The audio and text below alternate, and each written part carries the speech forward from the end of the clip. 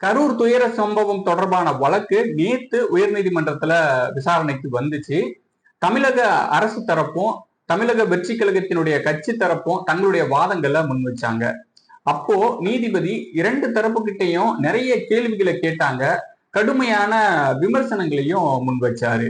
ஒரு அரசு தன்னுடைய மக்களை காப்பாற்றும் போது கட்சி பேதம் பார்க்க கூடாதுங்கிற ஒரு கடுமையான விமர்சனத்தை அரசு மேல வச்சாரு.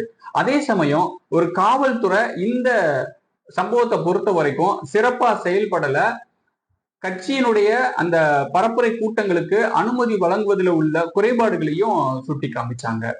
தாவேகாவை பொறுத்த வரைக்கும் கட்சியினுடைய நிர்வாகிகள் குடிநீர் போன்ற அடிப்படை வசதிகளை இந்த சம்பவத்துக்கு ஏற்பாடு சரிவர செய்யல அப்படிங்கிற ஒரு குற்றச்சாட்டையும் முன் வச்சிருந்தாரு. தலைவர் விஜய் அவர்கள் மக்களை சந்திக்காமல் போனது, கட்சியினுடைய நிர்வாகிகள் இந்த சம்பவத்திற்கு பிறகு தலைமறைவாக இருந்தது ஏன் அப்படிங்கிற மாதிரியான கேள்விகளை கேட்டாரு.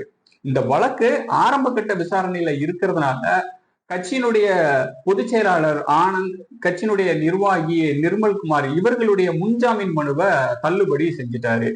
அதே சமயம் இந்த பரப்புரை கூட்டங்களுக்கு எல்லா கட்சிகளுக்கும் ஒரு பொதுவான விதிகளை நிபந்தனைகளை வரையறுக்க சொல்லி உத்தரவு பிறப்பிச்சிருக்கிறாரு.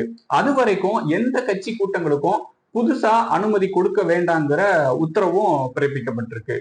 கரூர்ல நடந்த இந்த துயர சம்பவத்துக்கு பின்னாடி அரசியல் காரணங்கள் இருப்பதாகவும் சதி இருப்பதாகவும் தாவேகா தரப்புல இருந்து குற்றச்சாட்டு முன்வைக்கப்பட்டது.